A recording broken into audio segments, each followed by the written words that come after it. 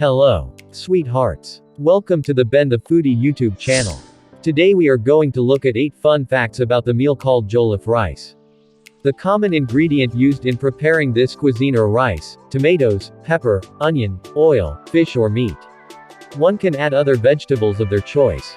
Without further ado, let us get straight to these interesting facts. Fact 1. Origin of jollof rice. Jollof rice is the invention of the Wolof tribe, who are mainly found in the Gambia and Senegal area. It was later adapted by the other West African countries. Fact 2. Jollof rice was originally a dinner dish according to the Wolof people. The Wolof rice, which is widely known as jollof rice, was eaten in the evening and not morning as people do these days. In fact, jollof is eaten at any time of the day. Fact 3. Jollof Day. The 22nd of August of every year is regarded as the World Jollof Rice Day. It's a day that is set aside to celebrate this very wonderful cuisine. Fact 4. The Jollof War. Jollof rice is a dominant name amongst African dishes. Any country can prepare their own kind of jollof rice using ingredients best known to their environment, but there is a never-ending war between Ghana and Nigerian, as each country claims to have the best jollof rice. This war is mostly fought on social media platforms. Fact 5. The Jollof Dance.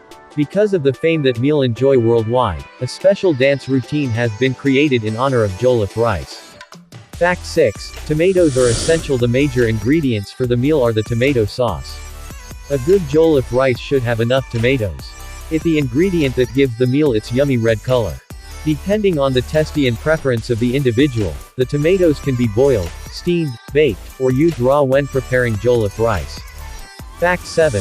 Party and funeral occasion jollof tastes better.